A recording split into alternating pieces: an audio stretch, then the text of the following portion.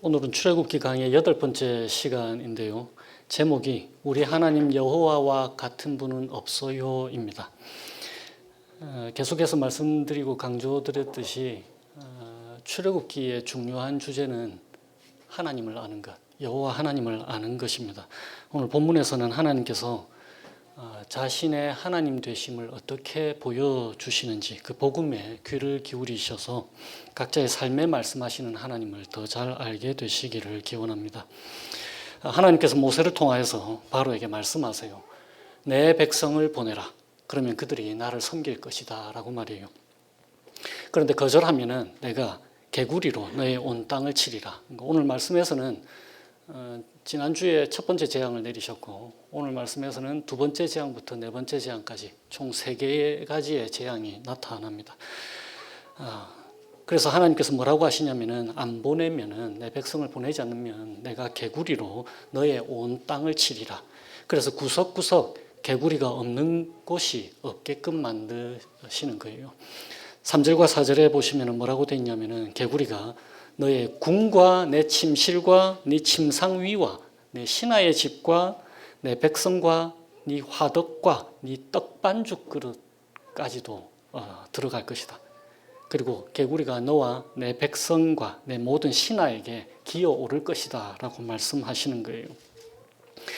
진짜로 그런 일이 벌어지니까 바로가 모세와 아론을 부릅니다. 그래서 8절에 뭐라고 되어 있냐면 이렇게 되어 있어요.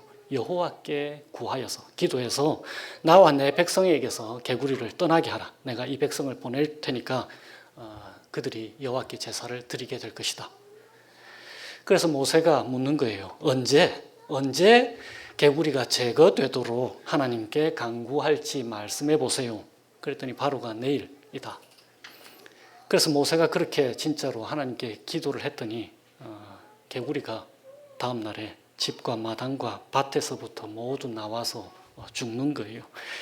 그런데 바로가 그것을 보고 살았다 이렇게 하면서 다시 15절에 그의 마음을 완강하게 만들면서 그들의 말을 듣지 아니하였다라고 기록이 되어 있습니다. 그래서 3번째 재앙을 내리시는 거예요. 땅의 티끌이 애굽 온 땅에서 이가 되게 하십니다.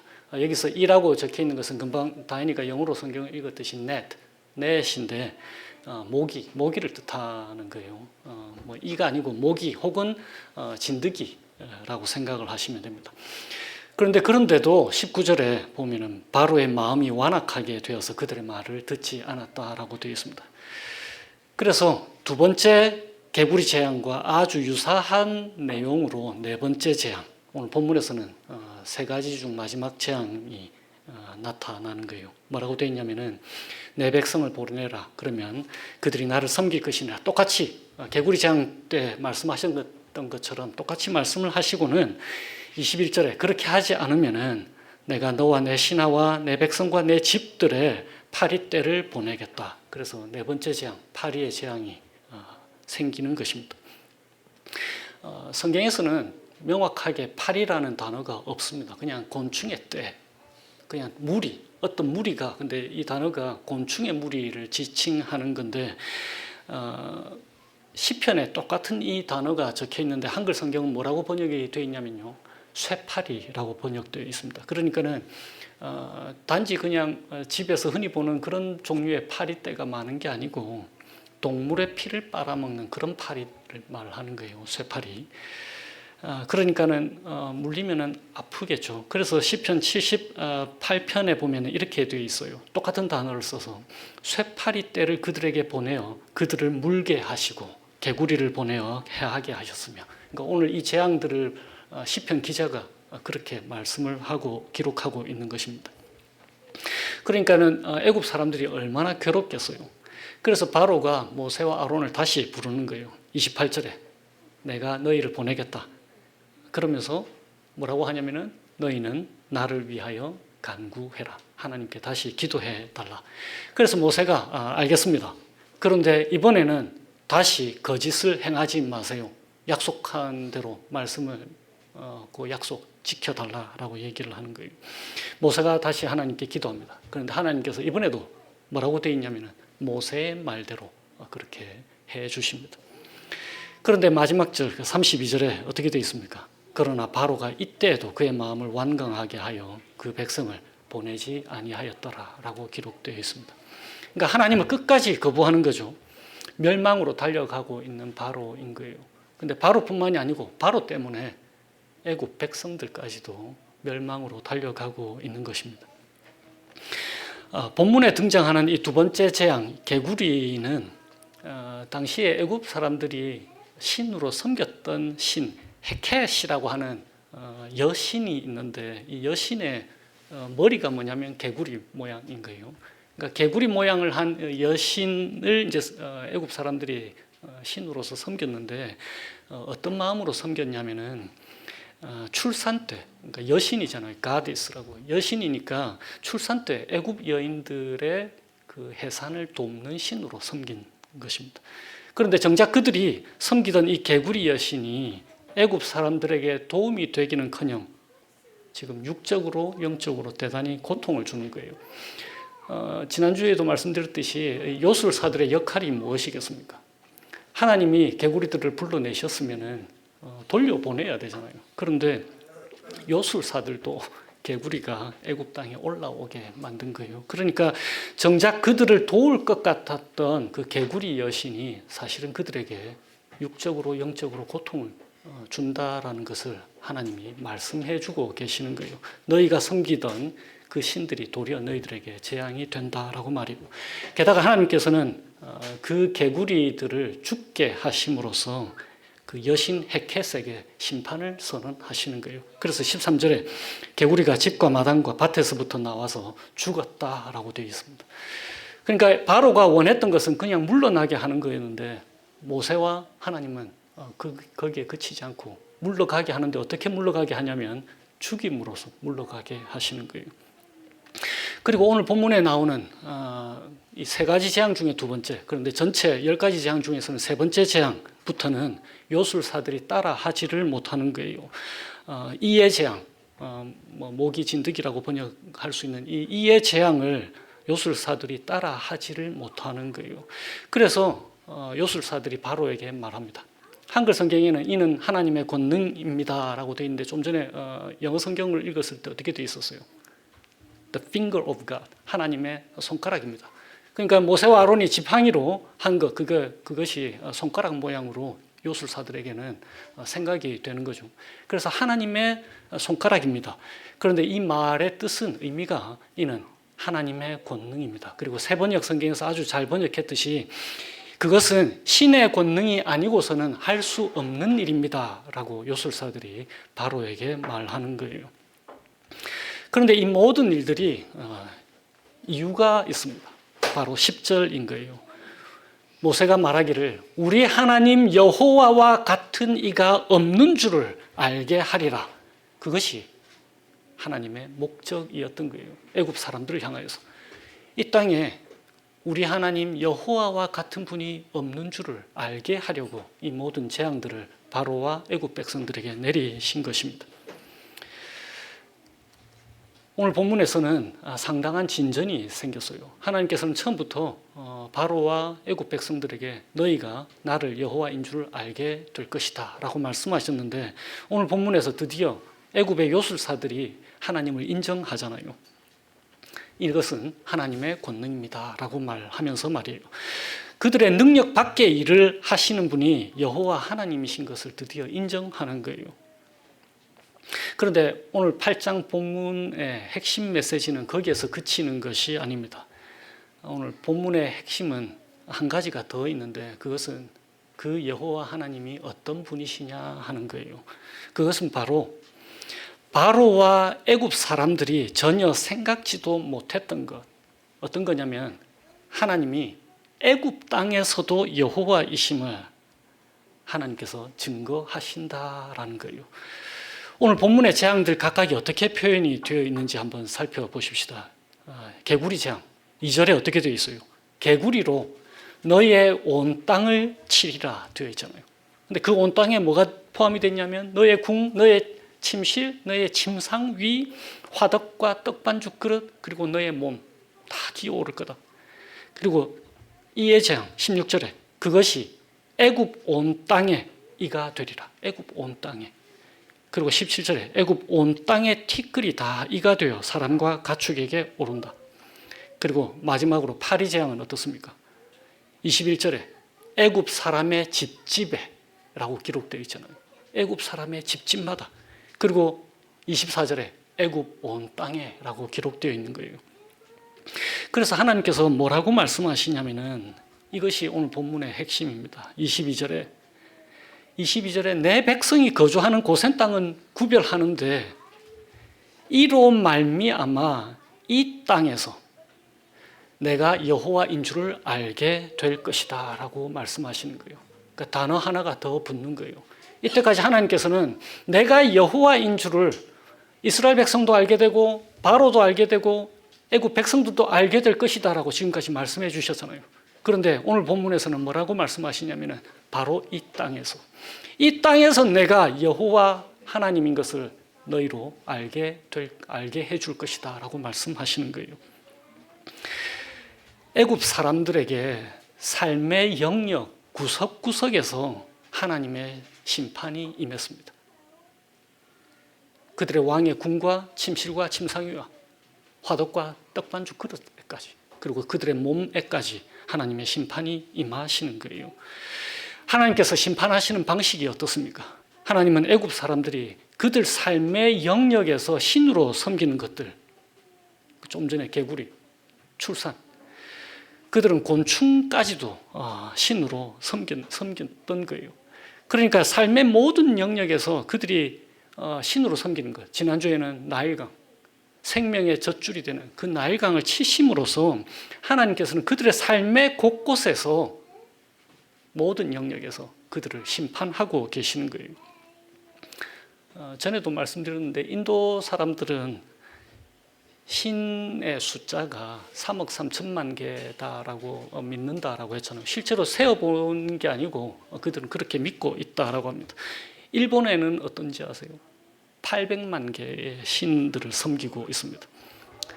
우리 한국은 어떨 것 같아요? 한국도 많은 신들을 섬깁니다.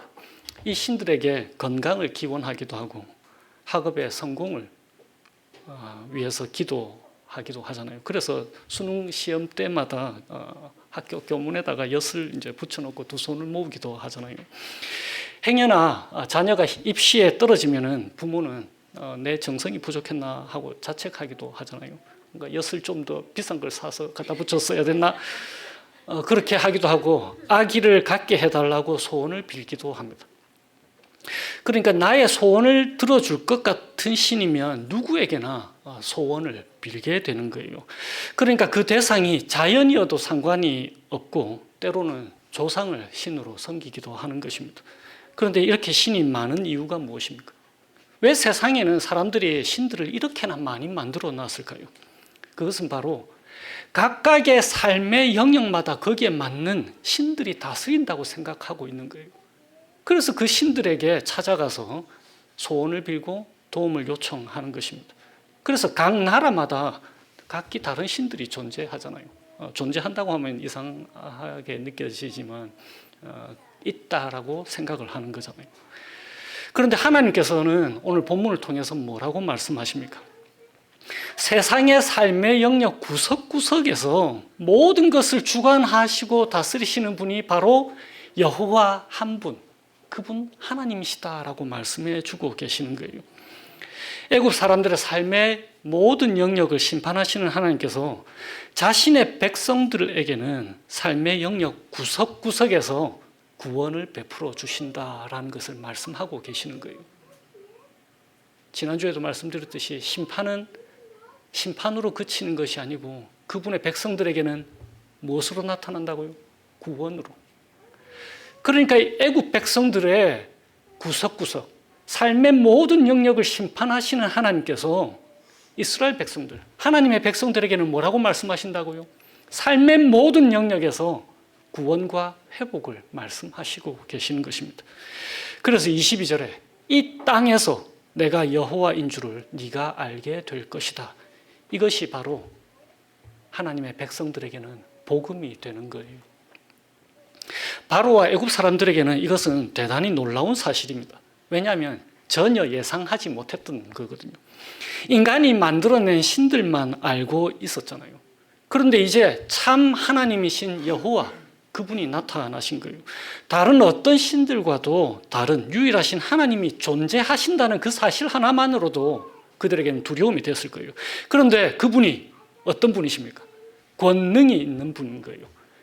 애굽에서 최고로 능력 있다고 하는 그들의 요술사들, 그 요술사들이 하나님을 그분의 권능이다라고 고백하고 있는 거잖아요.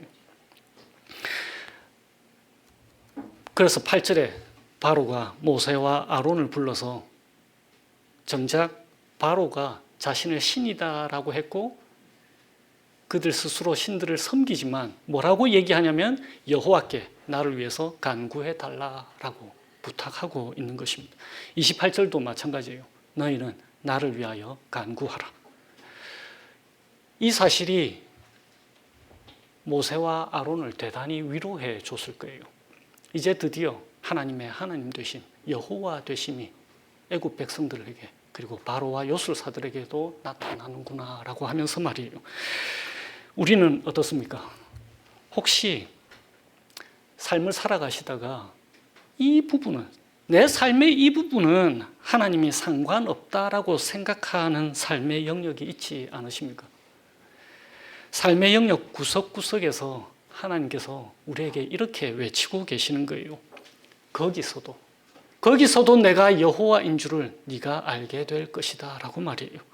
내가 다스린다 라고 말씀하시는 거예요. 어떠한 삶의 영역들이 여기에 속할까요? 모든 영역. 쇼핑할 때도 마찬가지입니다. 하나님이 함께 가시는 거예요. 이 쇼핑센터에서, 이 몰에서 내가 여호와인 줄을 네가 알게 될 것이다. 그렇게 선포하시는 것입니다. 학교에서 공부할 때도 하나님이 함께 가시는 거예요. 이 도서관에서, 이 강의실에서 내가 여호와인 것을 네가 알게 될 것이다 라고 말씀하시는 거예요. 이 연구실에서 내가 여호와인 것을 네가 알게 될 것이다. 무슨 일을 하며 살아갈지 젊은 학생들은 고민하시게 될 거 아니에요. 직업 구하는 것도 마찬가지고 그때 하나님께서 말씀하시는 거예요. 거기서도 내가 여호와인 것을 네가 알게 될 것이다. 결혼 상대, 장차 나의 배우자, 거기서도 내가 여호와인 것을 네가 알게 될 것이다 라고 말씀하시는 거예요. 부부 사이에, 이 집에서, 네 침실에서, 밥솥에서, 식탁에서, 냉장고에서, 오븐에서 내가 여호와인 줄을 네가 알게 될 것이다 라고 말씀하고 계시는 거예요. 부모와 자식 간의 관계에서도 마찬가지입니다. 내가 여호와인 줄 네가 알게 될 것이다. 우리가 소중하게 간직하고 있는 지갑, 돈 지갑은 어떻습니까? 네 지갑에서도 내가 여호와인 줄 네가 알게 될 것이다 라고 선언하시는 거예요. 은행 계좌에서도 마찬가지입니다. 술자리는 어떻습니까? 술자리에서도 하나님께서 말씀하시는 거예요. 내가 여호와인 줄 네가 알게 될 것이다 라고 말해요. 친구들과의 대화에서는 어떻습니까? 그 자리에서도 내가 여호와인 줄을 네가 알게 될 것이다 라고 말씀하시는 것입니다. 아까도 말씀드렸듯이 단지 심판하신 분만이 아니십니다. 우리 하나님은 바로 그 자리에서 구원을 베푸시는 분이시고 창조 본래의 모습으로 회복시키시는 분이신 거예요. 너의 깨어진 관계, 너의 무너진 마음, 너의 아픈 상처들, 그 모든 삶의 구석구석에서 하나님께서 말씀하시는 거예요. 거기서도 내가 여호와인 줄 네가 알게 될 것이다 라고 말이에요. 개혁교회의 전통은 하나님의 주권을 대단히 강조합니다. 아브라함 카이퍼라고 19세기 개혁주의 신학자, 네덜란드 총리까지 지내신 분인데 이분이 이렇게 말씀하셨어요. 모든 것은 하나님께 주권이 있으며 뭐라고 말씀하냐면 이렇게 되어 있어요. 이 땅, 이 세상 영역 어느 한 곳이라도 그리스도께서 내 것이다 라고 말씀하지 않는 곳은 없다라고 말해요. 어느 한 곳도 예수 그리스도께서 내 것이다 라고 말씀하지 않는 곳은 없다라고 말씀하셨습니다. 세상의 모든 영역 가운데 그리스도가 주인이 아닌 영역, 왕이 아닌 영역은 단 하나도 없는 거예요. 오늘 함께 찬양 드린 가사들 어떻습니까? 우리 오늘 예배 때 첫 찬양, 나는 예배자입니다. 가사가 어땠어요?